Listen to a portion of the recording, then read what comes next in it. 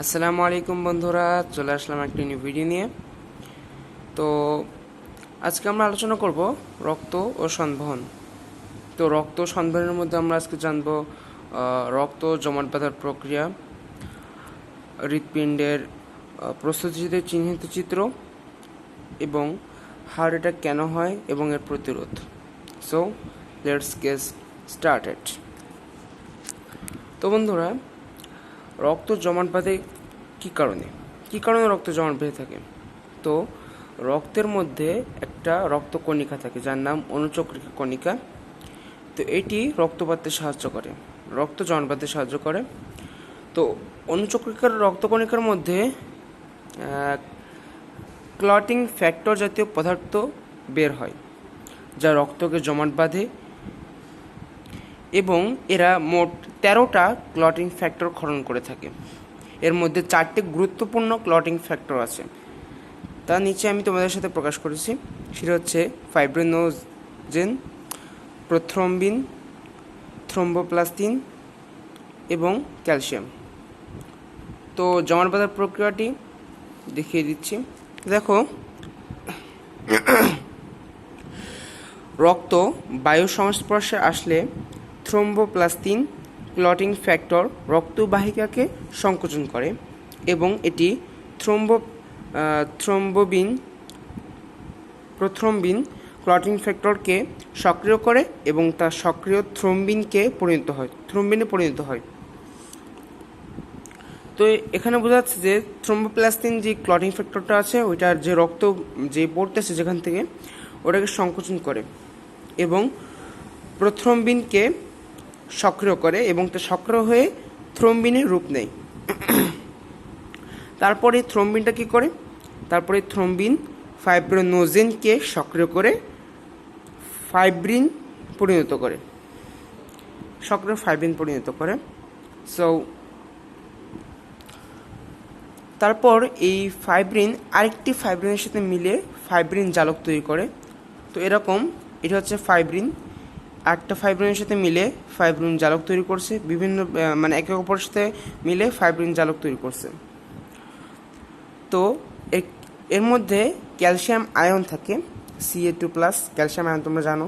Calcium ion এই দুইটি ফাইব্রিনের মধ্যে যে জোড়া বাঁধতে সহায়তা করে। তো চিহ্নিত চিত্রে দেখা যাচ্ছে এগুলো হচ্ছে আমাদের ফাইব্রিন, এবং এর মধ্যে যেগুলো দেখতে পাচ্ছ এগুলো হচ্ছে আরবিসি। তো আরবিসি এর মধ্যে বিভাগ থাকে এবং ফাইব্রিনের মধ্যে এগুলো বিন্যস্ত থাকে। আর তখনই জালকটা যেটা তৈরি দেখতে পাচ্ছ, এটাই আসলে জমাট, তখনই রক্ত জমাট তৈরি হয়ে যায়। তো তোমরা আশা করি তোমরা বুঝতে পেরেছো রক্ত জমাট কীভাবে হয়। তো এখন আমরা দেখব হৃৎপিণ্ডের প্রস্থচ্ছেদের চিহ্নিত চিত্র। তো এটি হচ্ছে হৃৎপিণ্ডের প্রস্থচ্ছেদের চিহ্নিত চিত্র। তো দেখো, এখানে যে অংশটা দেখতে পাচ্ছ এটা হচ্ছে রাইট অ্যাট্রিয়াম অর্থাৎ ডান অলিন্দ। এটা হচ্ছে রাইট ভেন্ট্রিকুলার, এটা হচ্ছে ডান নিলয়। এটা হচ্ছে লেফট অ্যাট্রিয়াম, বাম অলিন্দ। এটা হচ্ছে লেফট ভেন্ট্রিকল, বাম নিলয়। তো কাজটা কি? এখানে তোমরা একটি দেখতে পাচ্ছ, এটা ইনফেরিয়র ভেনা কাভা আছে। তো ইনফেরিয়র ভেনা কাভা থেকে রক্তগুলো প্রবেশ করে, যে CO2 যুক্ত রক্ত, আমাদের শরীরে অক্সিজেনের সাথে বিক্রিয়া করে যে CO2 তৈরি হয়েছে যে রক্তটা, ওটা এর মধ্যে দিয়ে প্রবেশ করে ইনফেরিয়র ভেনা কাভার মধ্যে দিয়ে। শুধু এদিক দিয়ে নয়, এমনকি এটি সুপেরিয়র ভেনা কাভা অর্থাৎ ঊর্ধ্ব মহাশিরা থেকেও প্রবেশ করে। এই যে তিনটা এখান থেকে প্রবেশ করে, সে দুই দিক দিয়ে প্রবেশ করে। তো এখানে প্রবেশ করলো CO2 রক্তকণিকা। তো এখন হয় কি, উদ্দীপনা তৈরি হয়। উদ্দীপনা আমি পরে কিছুক্ষণ পরে আমি তোমাদের আলোচনা করবো উদ্দীপনা কীভাবে তৈরি হয় না হয়। তো উদ্দীপনা তৈরি হলো, এটার প্রসারণ হলো, এবং এটা কি জেনে নিই আমরা। এটা হচ্ছে আমাদের ট্রিকাস্পিড কপাটিকা। তো ট্রিকাস্পিড কপাটিকার প্রসারণের কারণে এই যে রক্তগুলা, এই যে একটা প্রসারণ হয়, ঠিক এরকম একটু বড় হয়ে এদিক দিয়ে চলে আসে, রক্তটা চলে আসে রাইট ভেন্ট্রিকুলারে, ডান নিলয়ে। চলে আসার পর সংকোচন হয়, সংকোচন হওয়ার পর এটি এই নালী হয়ে এটি ফুসফুসে চলে যায়। এই যে ফুসফুসে চলে গেল, ফুসফুসে আঁকতে পারি নাই, তোমরা বুঝে নিও। এটা ফুসফুসে চলে গেল CO2 যুক্ত রক্ত। এবং ফুসফুস করে কি, এই CO2 যুক্ত রক্তকে O2 অর্থাৎ অক্সিজেন রক্ততে পরিণত করে। অক্সিজেন যুক্ত রক্ত আবার এই যে তোমরা দেখতে পাচ্ছ এটা হচ্ছে পালমোনারি শিরা। তো পালমোনারি শিরা দিয়ে এটি প্রবেশ হয়। প্রবেশ হওয়ার পর এই যে লেফট অ্যাট্রিয়াম এর যে বিকাসপিড কপাটিক আছে, এটা প্রসারণের ফলে O2 যুক্ত রক্ত লেফট ভেন্ট্রিকুলার অর্থাৎ বাম নিলয়ে প্রবেশ করে।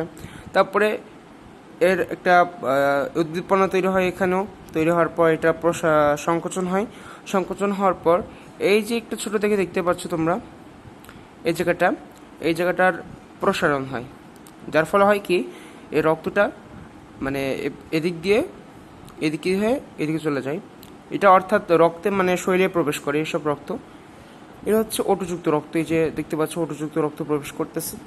এখন এগুলোর কাজ কি, এটা কোন দিকে যায়, এটা কিসের সাপ্লাই দেয়, কোন দিকে মানে কোন কোন অঙ্গ সাপ্লাই দেয় আর কি জেনে নিই।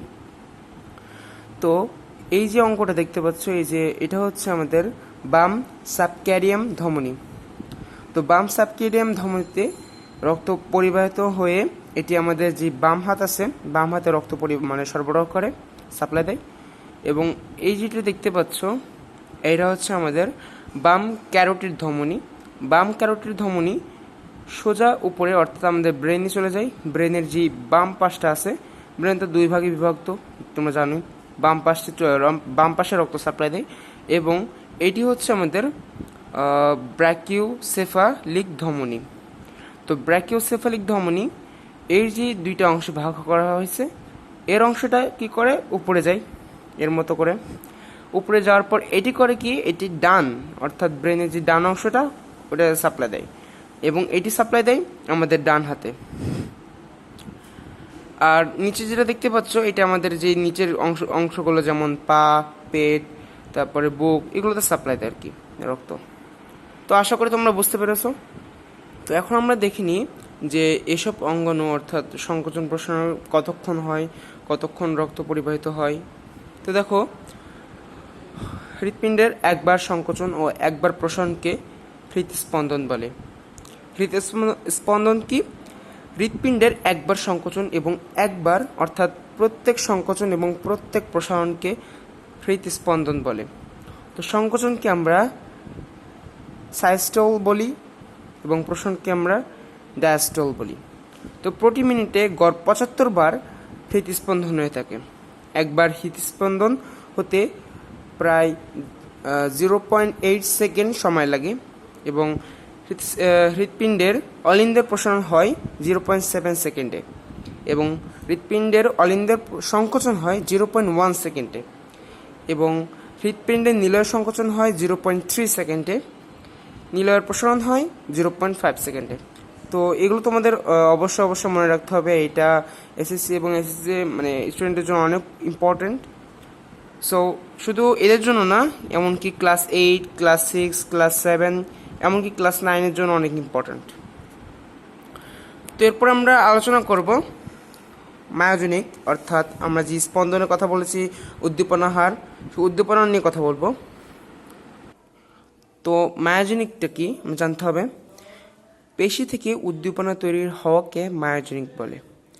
তো হৃৎপেশিতে এক ধরনের পেশি থাকে, তাকে জাংশনাল টিস্যু বলে। এটি উদ্দীপনা তৈরি করে আয়ন বিনিময়ের মাধ্যমে, অর্থাৎ আয়ন বিনিময়ের মাধ্যমে এটা উদ্দীপনা তৈরি করে। সোডিয়াম আয়নের প্রবেশ ঘটলে তখন এই উদ্দীপনা তৈরি হয়। হৃৎপিণ্ডের সুপেরিয়র ভেনা কাভা এক ধরনের টিস্যু থাকে যাকে আমরা SAN অর্থাৎ সাইনোঅ্যাট্রিয়াল নোড বলি। অলিন্দ নিলয়ে মাঝামাঝি স্থানকে অ্যাট্রিও ভেন্ট্রিকুলার নোড বলে।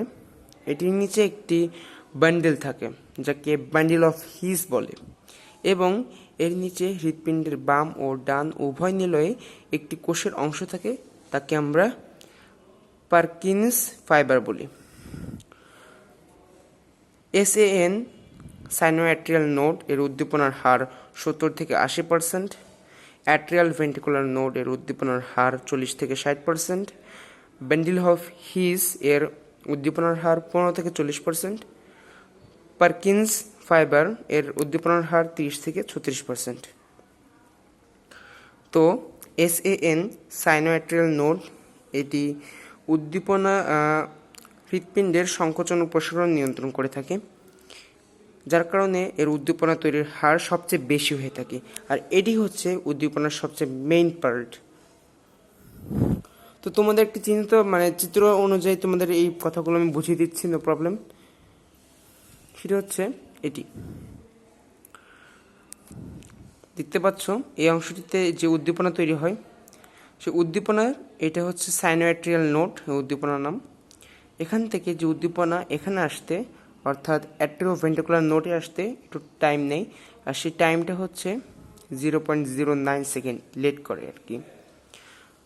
তো এই আমি বলেছিলাম যে সাইনোঅ্যাট্রিয়াল নোড 70 থেকে 80% সময় নেয়। তারপরে এখানে যে টাইমটা হচ্ছে অ্যাট্রিওভেন্ট্রিকুলার নোডে এসে উদ্দীপনা তৈরি হতে দেরি করে, এবং তার কারণে আমরা এটিকে A.V নোট ডেলাই বলে থাকি। তো এই যে উদ্দীপনা এটা তো জানোই, তো অ্যাট্রিওভেন্ট্রিকুলার নোটে 40 থেকে 60% সময় নেয়, মানে উদ্দীপনা তৈরি করে। ব্যান্ডেল অফ হিস 15 থেকে 40% সময় নেয়, এবং পারকিন্স ফাইবার 30 থেকে 36% সময় নেয়। আর এই চিত্রটা ছিল হৃৎপিণ্ডের জাংশনাল টিস্যু অর্থাৎ সংযোগকারী টিস্যুসমূহের অবস্থান ও কার্যক্ষমতা। তো আমরা এখন জেনে নিব যে আমাদের বুকে যখন কোনো সমস্যা হয় হার্টে, তখন কী ধরনের ব্যথা অনুভব হয় এবং সেই ব্যথাকে আমরা কি বলে থাকি, এসব বিষয়ে। তো এখানে যেন অ্যানজাইনা কি, হৃৎপিণ্ডের করোনারি ধমনীতে যদি ব্যাড কোলেস্টেরল অর্থাৎ আমরা যে চর্বি তেল এগুলো খাই, এগুলোর মধ্যে ব্যাড কোলেস্টেরলের মাত্রা অনেক বেশি, যার কারণে পালমোনারি ধমনীতে ব্যাড কোলেস্টেরল জমা হয়, এবং তার ফলে যদি রক্ত স্বাভাবিকভাবে চলাচলে অক্ষম হয় অর্থাৎ স্বাভাবিকভাবে চলাচল না করতে পারে, তাহলে সেখানে এক ধরনের ব্যথা অনুভূতি হয়, আর তাকে আমরা অ্যানজাইনা বলি। তো অ্যানজাইনা হচ্ছে 3 প্রকার, যথা স্টেবল অ্যানজাইনা অর্থাৎ স্থির অ্যানজাইনা, আনস্টেবল অ্যানজাইনা অস্থির অ্যানজাইনা, এবং প্রিন্সমেটাল অ্যানজাইনা।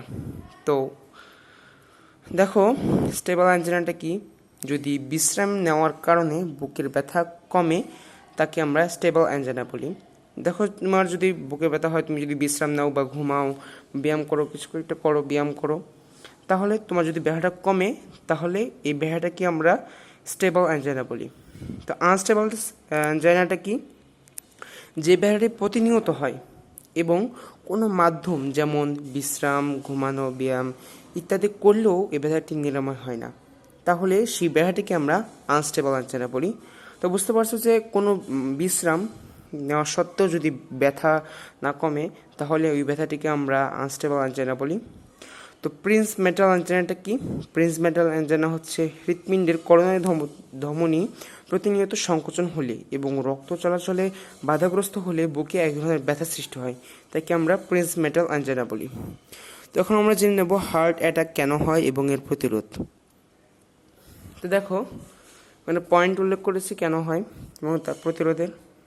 তো দেখো হার্ট অ্যাটাক হওয়ার কারণসমূহ চর্বিযুক্ত খাবার খাওয়ার কারণে, কারণ চর্বিযুক্ত খাবারের মধ্যে প্রচুর পরিমাণে ব্যাড কোলেস্টেরল থাকে, যেটি তোমার বুকে ব্যথা বাড়িয়ে দেয়, হার্ট অ্যাটাকের একটি মূল কারণ। এবং তারপরে দেখো ধূমপান করার কারণে, ধূমপানের কারণে মনে করো যে ফুসফুসের সমস্যা হয়, এমনকি হাড়েও সমস্যা হয়। তো মাদক পান করার কারণে, ব্যায়াম না করলে, বংশগতীয় কি, যেমন মনে করো যে তোমার পূর্বপুরুষগণ মনে করো যে মানে হার্ট অ্যাটাকের সম্মুখীন হয়েছে, হার্ট অ্যাটাকের শিকার হয়েছে, তো তুমিও যেহেতু তাদের মানে বংশের একজন, সেটা তোমারও হতে পারে। সো এরপরে দেখো হার্ট অ্যাটাকের প্রতিরোধ। এখন আমরা দেখলাম কী কারণে হয় এবং এটা আমরা কীভাবে প্রতিরোধ করতে পারি। চর্বিযুক্ত খাবার না খাওয়া, ধূমপান না করা, মাদক আসক্ত না হওয়া, নিয়মিত ব্যায়াম করা, সুষম খাদ্য খাওয়া, এবং আরেকটা হচ্ছে ডাক্তারের পরামর্শ নেওয়া। এগুলো মেনে চললেই আশা করি তোমার হার্ট অ্যাটাক থেকে তুমি মুক্তি পাবা, এবং এটি না হওয়ার সম্ভাবনাই বেশি। সো আজকের ক্লাসটি যদি তোমার ভালো লাগে অবশ্যই অবশ্যই অবশ্যই আমার চ্যানেলটি সাবস্ক্রাইব করবা এবং পাশের বেল আইকনটি অন করে রাখবা, যেন আমি ভিডিও আপলোড করার সাথে সাথে তুমি তার নোটিফিকেশন পেয়ে যাও। এবং লাইক করতে ভুলো না, শেয়ার করে দিও। থ্যাংক ইউ, বাই বাই, আসসালামু আলাইকুম।